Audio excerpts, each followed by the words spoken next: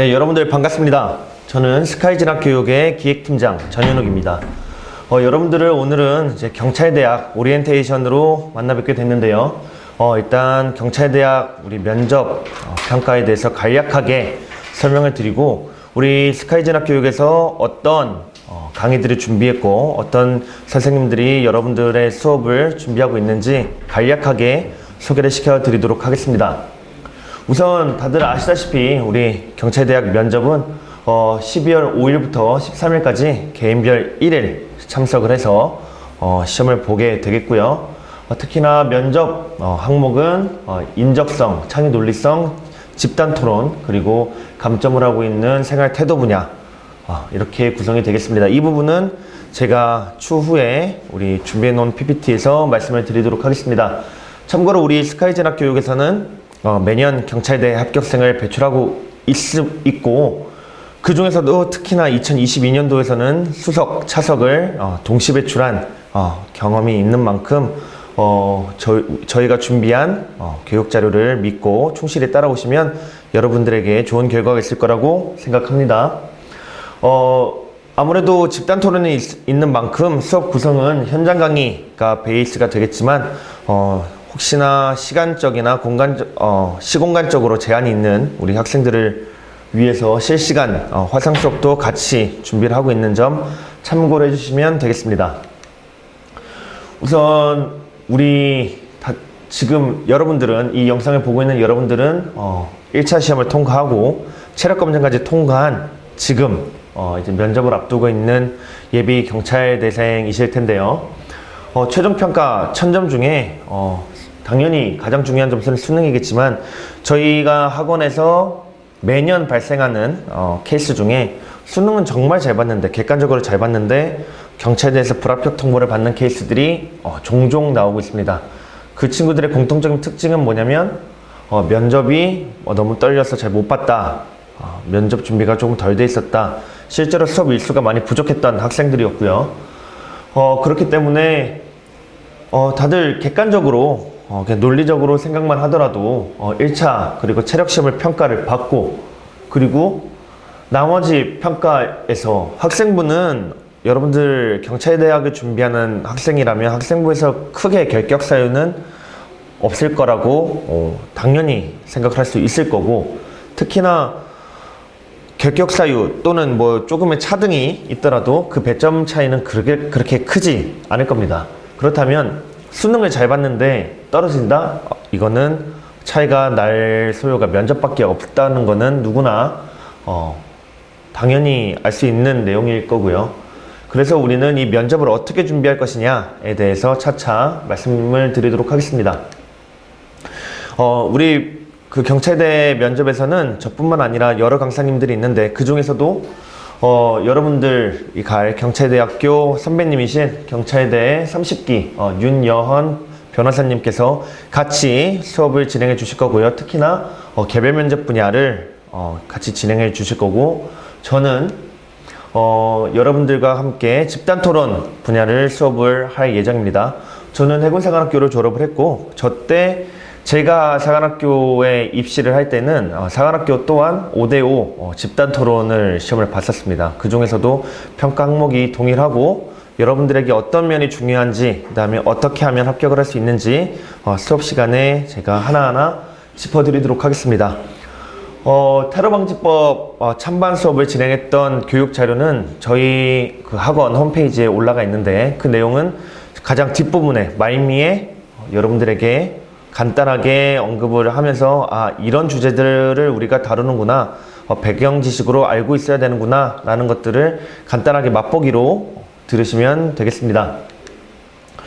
저뿐만 아니라 이제 각 분야별로 인적성 그리고 창의 논리성 수업을 같이 진행할 우리 선생님들이신데요. 일단은 인적성 분야에서는 육군 예비역 대령님이신 주정 대령님, 그리고 집단 토론회 저와 함께 진행하실 우리 노한기 원장님, 그리고 박사과정을 연세대 법학과 졸업하시고 박사과정 나오신 이분은 박경희 선생님은 이제 적법성 리걸 이슈라고 하죠. 우리가 이게 적법하냐 아니냐에 대해서 같이 토론 및 창의 논리성 준비를 할 거고요. 그다음 저는 말씀드렸듯이 여러분들과 집단 토론 준비를 할 겁니다. 저희가 준비한 내용들은 국가 사회관, 그리고 인적성, 리걸 마인드, 진로 포부 비전, 창의 논리성, 그다음에 상황부여, 문제 해결력, 분임 토의 및 1대1 수업 등을 준비를 했고요. 아래 이미 다 알고 계시겠지만 인적성은 40점, 창의 논리성은 30점, 집단 토론 가장 부담되는 부분은 30점, 그 외에 생활태도 부분에서 감점제를 채택하고 있는 우리 경찰대학교 입시에 대해서 이렇게 우리 지금 강사 선생님분들이 준비를 하고 있으니까 여러분들은 적극적으로 따라오시면 되겠습니다.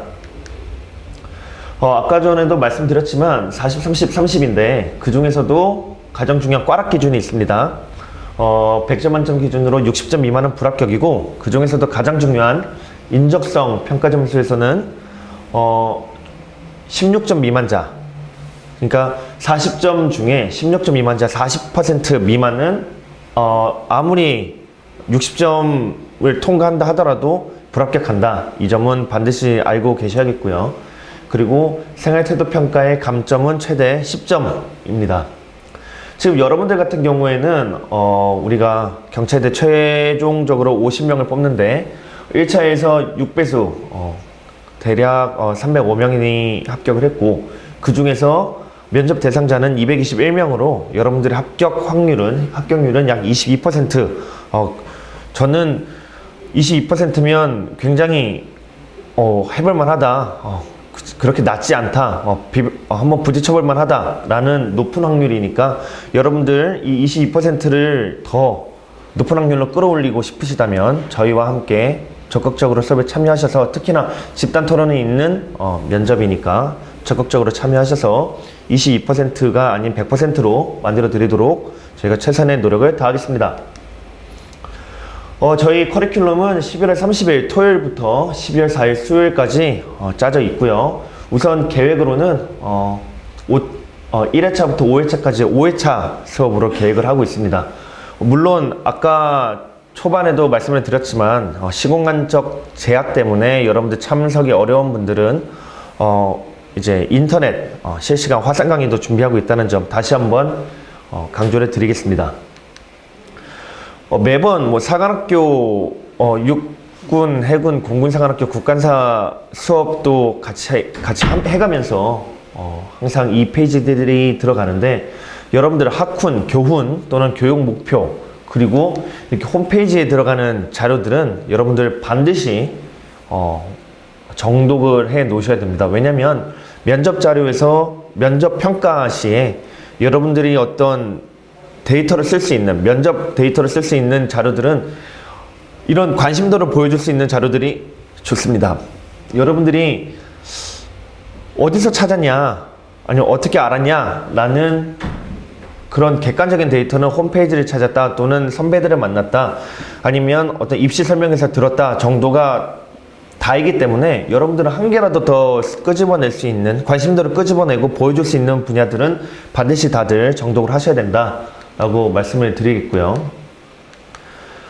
자, 이제 조금 더 디테일하게 우리 면접 시험 평가 방법을 보면 이제 개별 면접 두 가지죠. 인적성 그리고 창의성, 논리성. 인적성은 4개 항목별 10점씩 구성이 되어 있고 창의 논리성은 3개 항목으로 구성이 되어 있습니다.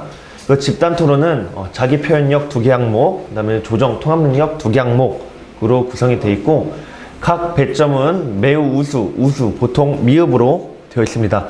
여러분들 수업에서 이 등급은 매우 우수, 보통 미흡을 어떻게 나누는지는 수업 중에 말씀을 하나하나씩 드리겠고요. 특히나 지금 제가 강의하고 있는 이 OT자료에서도 여러분들이 캐치하셔야 될 거는 어떤 평가를 경찰대학이 평가를 하고 우리가 어떻게 준비를 해야 되는지 여러분들은 체크를 잘 하셔야 됩니다. 인적성에서 가장 중요한 부분 중에 하나죠. 아까 16점 미만은 전체 60점을 넘더라도 불합격하기 때문에 가장 반듯하고 성실한 그리고 미래 경찰 간부로서의 여러분들의 태도를 보여줄 수 있는 그런 항목들을 준비를 하셔야 되고 바른 인성, 심리적 안정감 등의 성품 및 직업인으로서의 경찰관 적합 여부를 검증하겠다. 그래서 평가 요소가 뭐죠?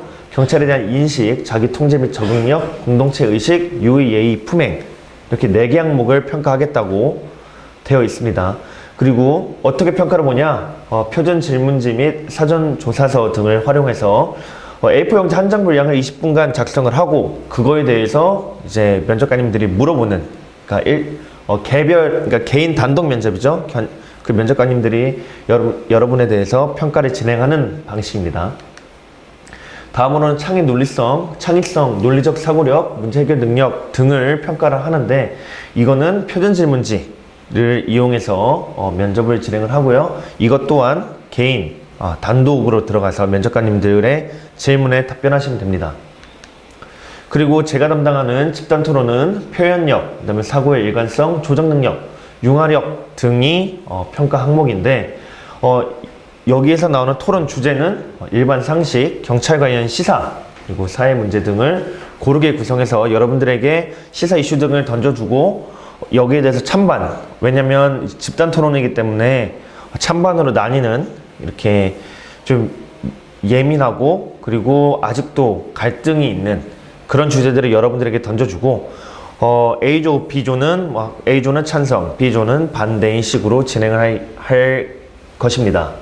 그렇게 하게 되면 여러분들은 각자 준비되어 있는 배경 지식들과 여러분들의 생각을 정리한 논리적 기반을 바탕으로 발표를 해가면서 상대방과 논리적인 토론을 진행하는 방식으로 진행이 되고요. 그 가운데에 이제 면접관님들이 이 후보자, 이 예비 경찰대생의 발표 능력, 그리고 논리력을 발표하는 그런 시퀀스들, 그런 순서들을 평가하게 되고요. 그 다음에 가장 중요한 거죠. 나만 혼자 얘기하는 게 아니라 다른 사람들의 의견을 어떻게 경청하고 있고 거기에 대한 또 다른 나의 어떤 합리적이고 논리적인 답변이 준비가 되어 있는가도 중요한 평가 요소입니다. 그래서 최근에 이제 집단 토론 주제로 갖고 있는 것들 보면 성범죄자의 법적 제재의 다면적 접근, 성범죄자 화학적 거세, 보호 수용법 등 어떤 것이 최적의 방법이냐라는 것들을 우리가 고민해 봄직하고 그 외에도 저희 학원에서 준비한 MG 족포, 원칙주의, 우리가 원칙적으로 진행을 해야 되냐? 아니다. MG는 아직 어리고 생각하는 힘이 조금은 떨어지기 때문에 이들에 대해서는 법 그대로 적용을 해서는 안 된다 등 이렇게 갈려지는 주제들을 가지고 여러분들과 현장에서 만나 뵙도록 하겠습니다. 초반에 말씀드렸듯 이제 찬반 테러 방지법에 대해서 간략하게 설명을 드릴 텐데요. 테러 방지법은 그 전에 수업 자료에 한번 올라가 있으니까 풀 영상 궁금하신 분들은 한번 클릭해 주시고요. 일단 테러 방지법 간략하게 말씀드리자면 지금 테러라는 요소가 바뀌고 있다. 예전에는 9.11 테러 이렇게 아니면 알카에다 또는 어떤 테러 조직 단위로 움직였다면 최근에는 제일 밑에 외로운 늑대 형태로 이루어지고 있다. 이 외로운 늑대라는 키워드는 왜 나왔냐? 늑대라는 동물은 원래 무리 생활을 하고 있는 동물인데 그 중에 혼자 나온 늑대라는 겁니다. 즉 위험 요소가 개인이고 혼자 무리에서 떨어져 나와서 조용히 생활하다가 어느 순간 테러를 하는 그 행위자가 되기 때문에 먼저 추적, 예방이 어렵고 그 다음에 이 사람들에 대해서 먼저 격리라든가 아니면 그 주변 사람들을 보호하기 굉장히 어려운 형태의 테러 형태를 최근에 외로운 늑대 형태라고 얘기를 합니다. 그래서 지금 이란, 이스라엘 그리고 하마스 전쟁에서 계속 지속적으로 도심에서 테러가 발생하고 있고요. 이건 쌍방에서 일어나고 있죠.